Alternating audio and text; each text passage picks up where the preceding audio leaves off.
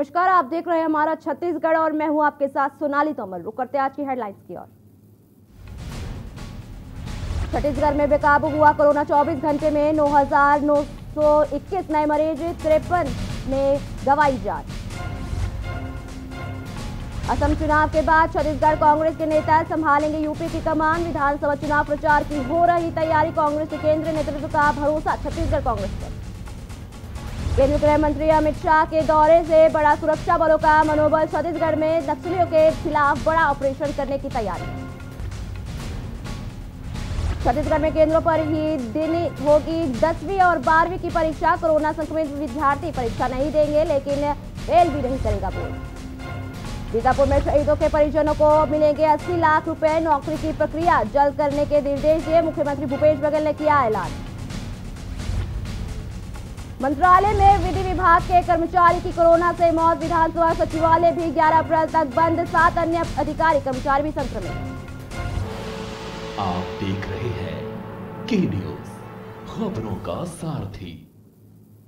छत्तीसगढ़ के बीजापुर में हुए नक्सली हमलों में शहीद जवानों को हिंदू सेना के कोरिया जिले के चिरमिरी हल्दीबाड़ी यातायात चौक में जवानों को श्रद्धांजलि देने के साथ नक्सलियों का पुतला दहन किया गया।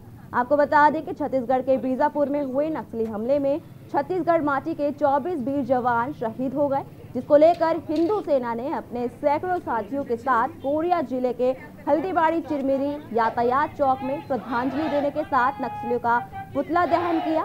साथ ही छत्तीसगढ़ सरकार से आह्वान किया कि नक्सलियों के खिलाफ आर पार की लड़ाई की शुरुआत की जाए, ताकि भविष्य में इस प्रकार के हमारे जवानों को शहीद ना होना पड़े।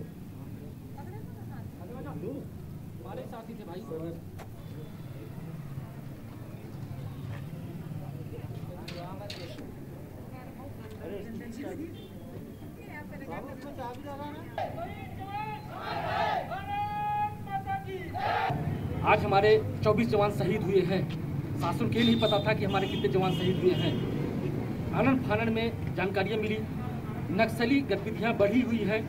आज हम श्रद्धांजलि दे रहे हैं नक्सलियों का। आज हम लोग पुतला दहन किए हैं।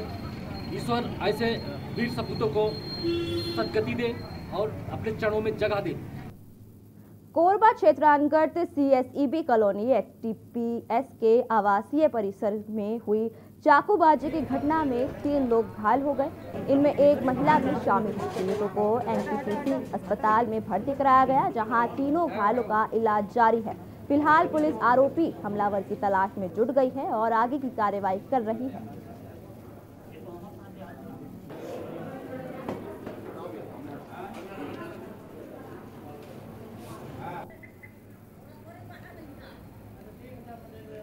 ग्यारह बजे लगभग आज सवेरे 112 में सूचना आया कि एक लड़का जो है 2-3 लोग को चाकू से हमला किया है, सब्जी काटने वाले चाकू से। तो तत्काल 112 पहुंचा तो वहां पर 3 लोग लगभग घायल थे। 101 बगल वाले 112 को भी पहुंचाए और तत्काल 112 वहां पर पहुंच गई और तीनों को जो है, जो घायल थे, तीनों को हॉस्पिटल NTPC हॉस्पिटल लाया गया। और 2 का स्थिति थोड़ा ठीक है, यहाँ पर फर्स्ट एड चल रहा है। और एक जो थोड़ा सा जिसको ज़्यादा चोट आया है चाकू के वार से, तो उसका प्राथमिक उपचार यहाँ पर करके बेहतर इलाज के लिए कोरबा रेफर कर दिए हैं। छत्तीसगढ़ में तेजी से बढ़ते कोरोना संक्रमण को लेकर बीजेपी लगातार प्रदेश सरकार पर हमला कर रही है। इस बीच पूर्व मुख्यमंत्री रमन सिंह ने प्रदेश की भूपेश बघेल सरकार पर गंभीर आरोप लगाए। रमन सिंह ने कहा, प्रदेश सरकार कोरोना संक्रमण को लेकर बिल्कुल भी गंभीर नहीं है। साथ ही कहा कि यह सरकार अजीब सरकार है। संवेदनशीलता की पराकाष्ठा यही कहीं किसी हिंदुस्तान में दिखा है तो छत्तीसगढ़ में देखा जा सकता है। रमन सिंह ने कहा, आज तक सरकार इतने संकट होने के बाद भी कोई कदम कम नहीं उठा रही। सरकार आज कह दे कि गरीबों की निःशुल्क इलाज होगा। आज पूरे छत्तीसगढ़ में एक भी वेंटिलेटर खाली नहीं है। आज पूरे छत्तीसगढ़ में एक भी ICU खाली नहीं है। आज पूरे छत्तीसगढ़ के बड़े हॉस्पिटल में एक भी बेड खाली नहीं है। छत्तीसगढ़ की आबादी 2,70,00,000 है। आबादी के हिसाब से यदि कैलकुलेट करोगे 5,000, 6,000, 7,000, छत्तीसगढ़ की आबादी 2,70,00,000 है। आबादी के हिसाब से यदि कैलकुलेट करोगे 5,000, 6,000, 7,000 पॉपुलेशन के रेशो से, स्वास्थ्य मंत्री जी उत्तर प्रदेश से तुलना कर रहे थे, 22 करोड़ की आबादी वाला उत्तर प्रदेश 3.25 करोड़ की आबादी वाले छत्तीसगढ़ की तुलना करेगा, महाराष्ट्र से तुलना होगा।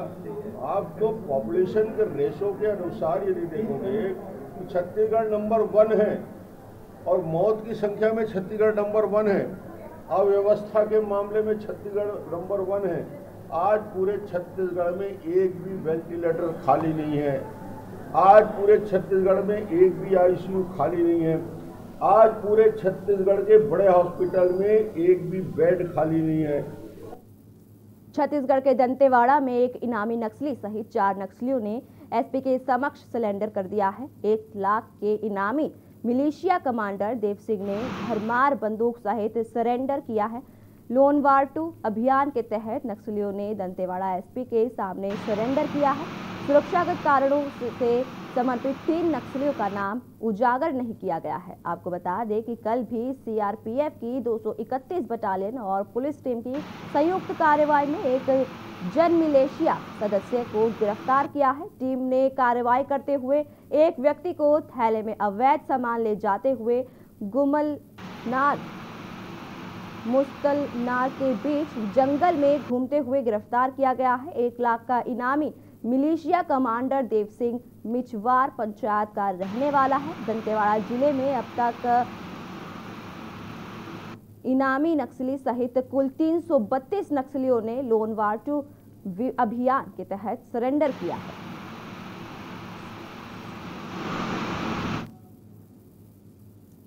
बिलासपुर के मस्तूरी थाना क्षेत्र के खैरा जयराम नगर निवासी खगेश कुमार साहू ठगों के झांसे में फंसकर अपने 64,000 रुपए गवा बैठा। जब उसे अपने साथ ठगी होने का एहसास हुआ तो उसने इसकी शिकायत पुलिस के पास की। पीड़ित खगेश ने अपनी शिकायत में बताया कि उसके परिचित के भैया डिप्टी कलेक्टर हैं, उनके नाम से फर्जी फेसबुक आईडी बनाकर अज्ञात ठग ने उसे रिक्वेस्ट भेजा और फोन पे के माध्यम से पैसे ट्रांसफर करने का झांसा दिया। आपको बता दें कि साइबर अपराध के बढ़ते मामलों को देखते हुए पुलिस विभाग के द्वारा साइबर जागरूकता अभियान चलाया जा रहा है। क्षेत्र के लगभग 72,000 लोगों को जागरूक किया गया, लेकिन साइबर अपराध पर अंकुश नहीं लग पा रहा है। नहीं करा के बैंक गए के ऊपर खाता मेरे पहचान के एक सागर सिंह राज हैं, जिनका भाई मेरा दोस्त है, खासा दोस्त है, उसका फर्जी आईडी बनाकर मेरे में फ्रेंड रिक्वेस्ट भेजा। अब मैं ये नहीं जान रहा था कि वो फर्जी आईडी है, सही आईडी है सोच के मैं एक्सेप्ट किया। एक्सेप्ट करने के बाद वो मेरे को मैसेज किया कि एक आदमी मेरा पैसा लग रहा है, वो आपके खाते में भेजेगा करके। प्रार्थी खगेश कुमार साहू ग्राम खैरा का है। इसके मोबाइल में इसके दोस्त के फर्जी आईडी से मैसेज आया और मैसेज को इसने क्लिक किया, जिसमें कुछ पैसे इसके खाते में डालने की बात कही गई थी और इसने 50 रुपये उस खाते में पैसा डाला तो उसके बदले में 100 रुपये आया। उसके बाद इसका लालच बढ़ गया और 20,000 डाला। 20,000 का नहीं आज पेंडिंग बता के वही पेंडिंग है, दोबारा डालो, फिर 20,000 डाला। इस तरह से 3-4 बार में 64,000 रुपये इसने अपने खाते से और फर्जी खाते में ट्रांसफर कर दिया। राजनांदगांव में कोरोना संक्रमण की कहर को देखते हुए डॉक्टर रमन सिंह ने कलेक्टर अधिकारियों को सख्त निर्देश दिए। साथ ही कोविड पेशेंट की देखरेख में किसी भी प्रकार की कमी ना होने के आदेश दिए, जिसके तुरंत बाद ही स्वास्थ्य मंत्री टीएस सिंहदेव जी से मोबाइल पर बातचीत की और गत वर्ष की बची गई सहयोग राशि से तत्काल ही 120 बिस्तर तथा 10 वेंटिलेटर बढ़ाने की बात कही, जिसे स्वास्थ्य मंत्री टीएस सिंहदेव ने तत्काल सहमति प्रदान की है।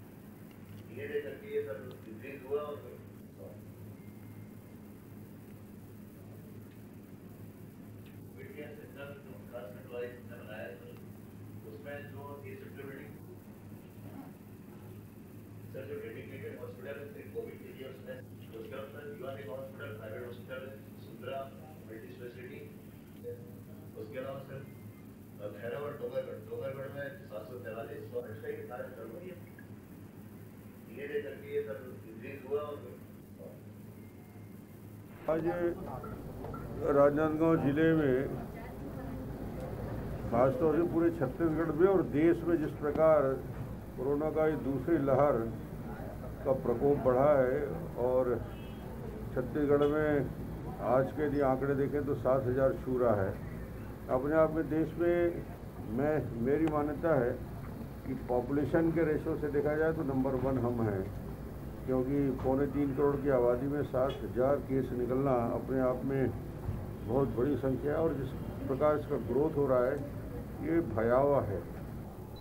खामियां तो जो भी है, जो हमें और संसाधन उपलब्ध कराना है, मेडिकल कॉलेज हॉस्पिटल से कुछ मांग आई थी, ventilator, oxygen cylinder, paramedical staff वगैरह, तो उसको जिले में जो वर्तमान में उपलब्ध राशि है उससे हम लोग कल ही सहमति दे दिए थे और आज उन लोग उसमें क्रियान्वयन चालू कर दिए हैं और अगले 2-3 दिनों में उनको नर्सेस, स्वीपर्स वगैरह, कुछ doctors, computer operator, lab technician वगैरह हम लोग उपलब्ध करा देंगे। राजनांदगांव जिले में अभी लगातार एक हफ्ते से काफ़ी संक्रमण बढ़ा है, जिसके लिए हमने विकासखंड वाइज 50% बेड का कोविड केयर सेंटर, उसका राजनांदगांव नगर निगम क्षेत्र में पेंड्री में 150 बेड का Covid care centre, medical college में 240 बेड की व्यवस्था, ICU और SDU मिलाकर टोटल 120 बेड की व्यवस्था की गई है और 120 बिस्तर और बढ़ाए जाएंगे 3 से 4 दिनों में। खबर बेमेतरा से है, जहां पुलिस ने महिला के साथ दुष्कर्म करने वाले आरोपियों को गिरफ्तार कर लिया है। बता दें कि शाम को रोजाना की तरह गांव के बाहर शौच के लिए महिला अकेली गई थी और शौच कर वापस अपने घर लौट रही थी। इसी दौरान दीपक पाटिल, गंगाराम पाटिल, नेटू पाटिल अचानक पीड़ित के पास आए और पीड़िता को जबरन तीनों ने पकड़ लिया। उसके बाद गंगाराम और नेतू पाटिल ने महिला को पकड़ा, वहीं दीपक ने पीड़ित के साथ जबरन दुष्कर्म किया। मामले की सूचना पर पुलिस ने कार्रवाई करते हुए तीनों आरोपियों को गिरफ्तार कर जेल भेज दिया है।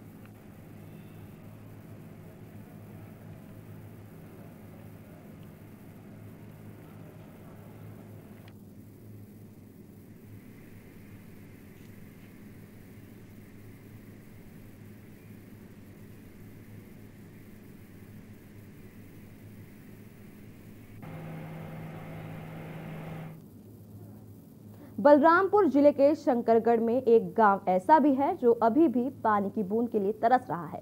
शंकरगढ़ के ग्राम पंचायत मनोहरपुर के ग्रामीण अभी भी नदी नाले का पानी पीने को मजबूर हैं। ग्रामीणों का कहना है कि जनप्रतिनिधि केवल चुनाव के समय ही उनके पास आते हैं और समस्या को दूर करेंगे ऐसा झूठा वादा करके चले जाते हैं।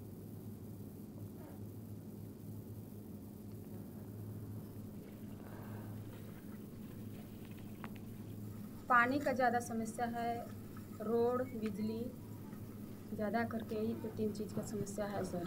तो कहाँ से पानी पीते हैं आप लोग? गड्ढा में है एक ठो कुआं नहीं है, मतलब ऐसी डोड़ा जैसे है, उसी में मतलब पारी से भर के पीते हैं।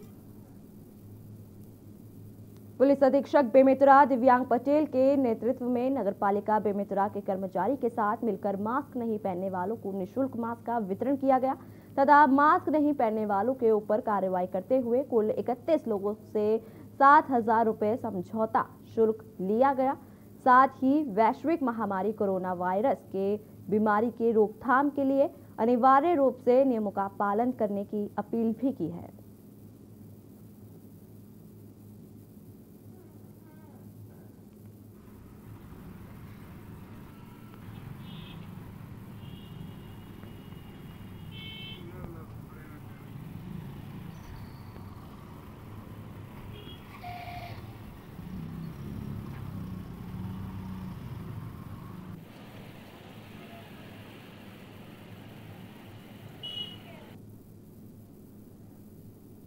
लगातार बढ़ते कोरोना संक्रमण को देखते हुए राज्य सरकार द्वारा मास्क अनिवार्य किया गया। साथ ही 500 का चालान काटने का भी दिशा निर्देश जारी किए, जिसके तहत आज कोंडागांव जिला मुख्यालय में कोंडागांव पुलिस ने सख्ती दिखाते हुए यातायात का उल्लंघन करने वाले 3 सवारी और बिना मास्क के व्यक्तियों पर सख्ती दिखाते हुए कोरोना नियमों का पालन करवाते दिखाई पड़े। साथ ही कानूनी कार्रवाई करते हुए चालानी कार्रवाई के साथ ही जो ऐसे व्यक्ति जो चालान नहीं कटवा पा रहे थे उन्हें उठक बैठक कर कार्रवाई की गई।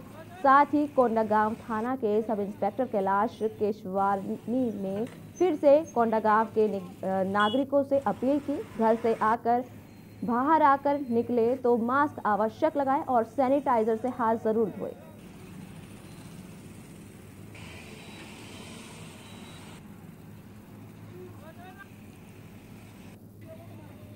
बगैर मास्क के बाहर निकलने वाले लोगों को चेतावनी दी जा रही थी कि वो बगैर मास्क के बाहर न निकले, अन्यथा उनके विरुद्ध चालानी कार्रवाई की जाएगी। कितना काटा जा रहा है सर चालान अभी तक? बगैर मास्क बाहर निकलने वालों से प्रति व्यक्ति 500 रुपये का चालान लिया जा रहा है।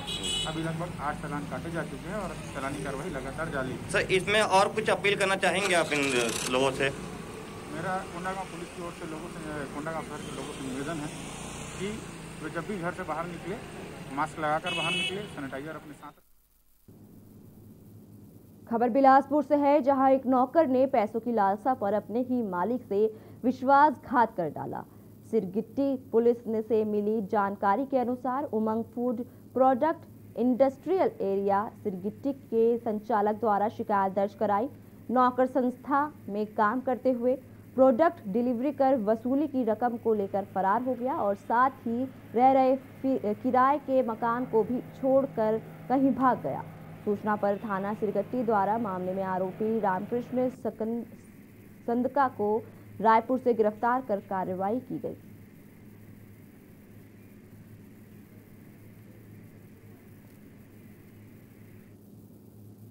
वक्त हो चला एक छोटे से ब्रेक का, ब्रेक के बाद जल्द हाजिर होंगे।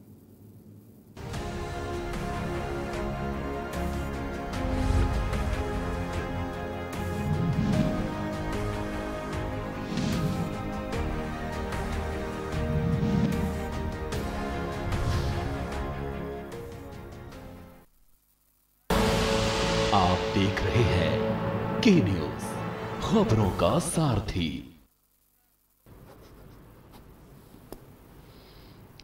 नमस्कार। हमारे देश के वैज्ञानिकों ने काफ़ी मेहनत के बाद कोरोना वैक्सीन बनाई है। कुछ लोग ये वैक्सीन लगवाने से डर रहे हैं। मैं उन्हें बताना चाहता हूँ कि ये वैक्सीन पूरी तरह से सेफ है। मैं खुद एक शुगर का मरीज हूँ और मेरे माँ बाबूजी काफ़ी बुजुर्ग हैं। मैंने ये वैक्सीन खुद भी लगवाई है और अपने माँ बाबूजी को भी लगवाई है। ये वैक्सीन पूरी तरह से सुरक्षित है। इसलिए मैं आपसे अपील करना चाहता हूँ कि अगर आप वैक्सीन लगवाने के लिए एलिजिबल हैं तो वैक्सीन जरूर लगवाइए। सभी सरकारी केंद्रों में ये वैक्सीन बिल्कुल मुफ्त है। मुझे आपकी सुरक्षा की बहुत चिंता है। अब कोरोना की वैक्सीन आ गई है। अगर अब भी हम वैक्सीन ना लगवाएं और हमें कोरोना हो जाए तो ये तो ठीक नहीं होगा ना। तो अगर आप वैक्सीन लगवाने के लिए एलिजिबल हो तो तुरंत जाकर वैक्सीन लगवाओ। और एक ज़रूरी बात, वैक्सीन लगवाने के बाद भी मास्क पहने, बार बार हाथ धोएं और सोशल डिस्टेंसिंग का पालन करते रहें। जय हिंद।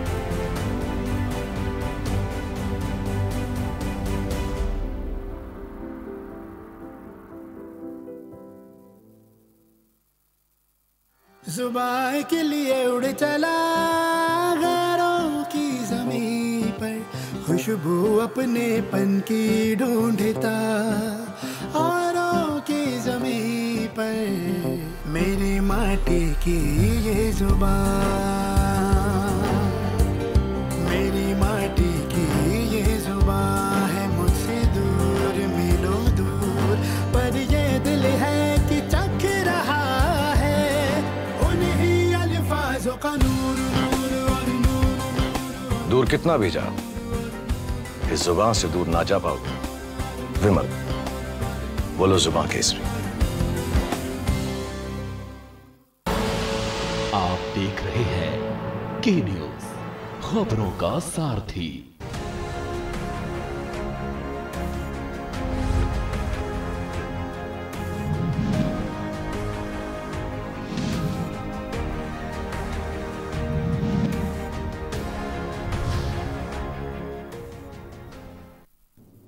ब्रेक के बाद स्वागत है आपका।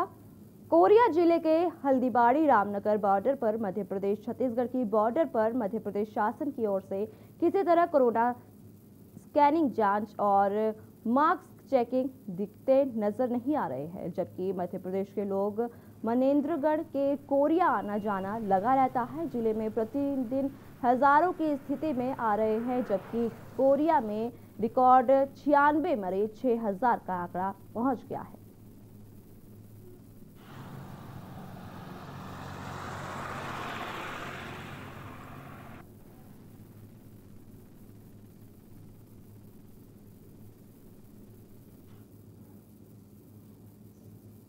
छत्तीसगढ़ के बीजपुर में आतंकी हमले में शहीद हुए धर्मदेव कुमार का पार्थिव शरीर चंदौली जनपद के ठेकहा गांव में उनके पैतृक निवास पर मंगलवार को पहुंच गया। वीर सपूत के दर्शन के लिए लाखों की संख्या में लोगों की भारी भीड़ उमड़ गई। पार्थिव शरीर के पहुंचते ही लोग भारत माता की जय, धर्मदेव भैया अमर रहे सहित कई देशभक्ति नारे लगाए।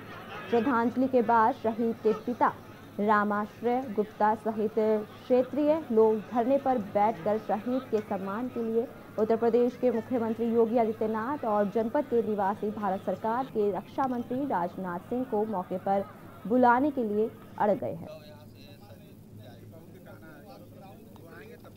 बाबा क्या नाम है आपका?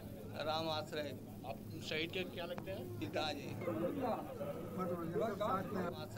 आप शहीद के क्या लगते हैं? पिताजी। आप यहाँ पे उनका पार्थिव शरीर रखा है और आप धरने पे बैठ गए हैं, क्या मामला है सर? मामला ये है कि जब से वो दो जाने में से अगर कोई आ जाएगा तो शरीर चल। कौन दो लोग में? मुख्यमंत्री चाहे राजनाथ सिंह। जब तक वो लोग नहीं आते हैं आप उनको श्रद्धांजलि नहीं देंगे? नहीं। भाजपा के स्थापना दिवस के अवसर पर भाजपा राष्ट्रीय उपाध्यक्ष डॉक्टर रमन सिंह ने कहा, राष्ट्रीय अध्यक्ष लड्डा जी और हमारे देश के प्रधानमंत्री नरेंद्र मोदी का संदेश, यह संदेश कि जिला स्तर पर, ब्लॉक स्तर पर, प्रदेश स्तर में, मंडल स्तर में और वोट स्तर में संदेश। कहा, आप कल्पना नहीं कर सकते कि भारतीय जनता पार्टी के पूरे हिंदुस्तान के एक एक कार्यकर्ता बूथ में बैठा है। उसे सीधे संवाद प्रधानमंत्री नरेंद्र मोदी और राष्ट्रीय अध्यक्ष ने आज स्थापना दिवस पर किया है। रमन सिंह ने दावे के साथ कहा है कि हिंदुस्तान में सबसे ज्यादा विधायक भारतीय जनता पार्टी के हैं और नरेंद्र मोदी के नेतृत्व में इसको सर्वोच्च स्थान पर ले जाने का काम किया है। दिवस के अवसर पे माननीय राष्ट्रीय अध्यक्ष नड्डा जी का, माननीय हमारे देश के प्रधानमंत्री नरेंद्र मोदी जी का संदेश, और ये संदेश प्रदेश स्तर में, जिला स्तर में, मंडल स्तर में, शक्ति केंद्र स्तर में और बूथ स्तर में, आप कल्पना नहीं कर सकते भारतीय जनता पार्टी के पूरे हिंदुस्तान के एक एक कार्यकर्ता जो बूथ में बैठा है उससे सीधे संवाद माननीय नरेंद्र मोदी जी ने, माननीय हमारे राष्ट्रीय अध्यक्ष नड्डा जी ने आज स्थापना दिवस में किया है। लाखों लाख कार्यकर्ता, जिसके 12 करोड़ सदस्य हैं, विश्व की सबसे बड़ी राजनीतिक पार्टी जो है भारतीय जनता पार्टी, जिसके 303 सांसद हैं, जिसके सबसे ज़्यादा सरकारें हैं हिंदुस्तान के अंदर। बीजापुर और सुकमा टेकलगुडा में नक्सलियों द्वारा किए गए बर्बर हमले में शहीद हुए जांजगीर चांपा जिले के मालखौदा निवासी दीपक भारद्वाज का पार्थिव शरीर को वायुसेना के हेलीकॉप्टर से ओपी जिंदल एयरपोर्ट रायगढ़ लाया गया। यहां जेएसपीएल के चेयरमैन नवीन जिंदल ने पुष्पचक्र अर्पित कर श्रद्धांजलि देते हुए उनकी वीरता को नमन किया। जिंदल ने नक्सलियों की इस कायरता करतूत की निंदा करते हुए कहा कि नक्सली विकास विरोधी है और वे सिर्फ अपना विकास चाहते हैं। देश के अंदर रहने वाले इन दुश्मनों से पूरी कड़ाई से निपटना बेहद आवश्यक है। केंद्र और राज्य सरकार को साथ मिलकर इसके लिए ठोस योजना बनाते हुए इनके समूल नाश का प्रयास करना चाहिए।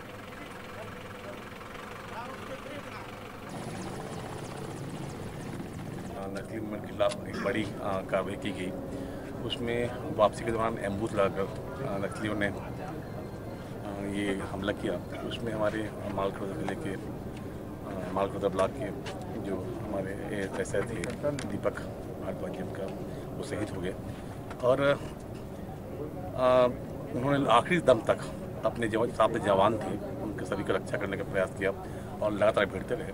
दुखद घटना हुई है और ऐसी दुखद घटनाएं जो हैं ये घटती रहती हैं और मुझे बहुत ज़्यादा दुख होता है कि हमारे देश के अंदर ही देश के दुश्मन बैठे हुए हैं और जो कि हमारे देश के जवानों को कभी एक बार में 10 लोगों को, कभी 20 को, कभी 50 को, कभी 75 को ये इस तरह से बेरहमी से मार देते हैं।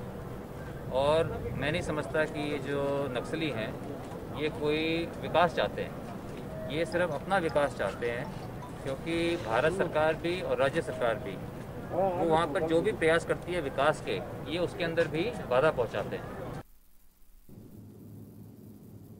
खबर बीजापुर से है, जहां नक्सली हमले में शहीद जवान दीपक भारद्वाज के पार्थिव शरीर के अंतिम दर्शन के लिए गृह ग्राम पिहरी लाया जा रहा है और जांजगीर चांपा जिला के मालक रौदा ब्लॉक के सिरहीद गांव में मातम छा गया है। जनप्रतिनिधियों के साथ साथ ग्रामीण शहीद जवान दीपक के घर पहुंचने लगे। दीपक के पिता ने अपने जवान बेटे की इस शहादत को नमन किया। उन्होंने कहा कि दीपक शुरू से ही प्रतिभावान छात्र रहा है, लेकिन आज की परिस्थिति और शासकीय नौकरी की कमी को देखते हुए उसे पुलिस में भर्ती होने के लिए उन्होंने प्रेरित किया और दीपक ने पहले ही अटेम्प्ट में SI की परीक्षा पास की और छत्तीसगढ़ के कई थानों में अपनी सेवाएं दी।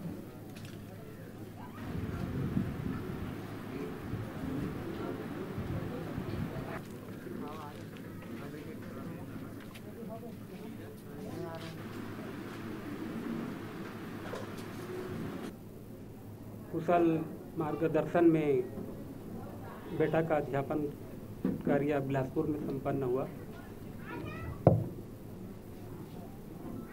बेटा बहुत पढ़ना लिखना चाहता था, मगर जमाने को ध्यान में रख के मैं ही उसको ना जल्दी विज्ञापन कुछ भी नौकरी का निकलता था तो भरने के लिए प्रेरित करता था। मेरे बात में यहाँ के वो फार्मा भरा सब इंस्पेक्टर का और एक ही प्रयास में चयन हो गया उसका। कई जिलों में, राजनांदगांव जिले में गुंड और उधर गंडई तहसील में, इधर सूरजपुर जिले में प्रतापपुर थाना में और फिर उसके पश्चात बीजापुर में कुटरू थाना में थाना प्रभारी रहा है। जी ये बहुत दुखद घटना है और केवल एक घटना परसों ही हुआ है ऐसी बात नहीं है, लगातार निरंतर जारी है। दुर्भाग्य की बात यह है कि सरकार के पास साधन संसाधन तमाम व्यवस्था इंटेलिजेंस होने के बाद भी ये नक्सलाइट को समाप्त नहीं कर पा रहे हैं, आतंकवाद को समाप्त नहीं कर पा रहे हैं, तो कहीं ना कहीं सरकार के नियत पे शंका तो है और उसका खामियाजा हमारे बच्चे लोग, क्षेत्र के होनहार युवा साथी लोग जो रोजगार की तलाश पे देश के सेवा के लिए जा रहे हैं, उनको भुगतना पड़ रहा है। फिलहाल के लिए इतना ही। बाकी की देश और दुनिया की तमाम खबरों को जानने के लिए आप देखते रहिए के न्यूज़ इंडिया।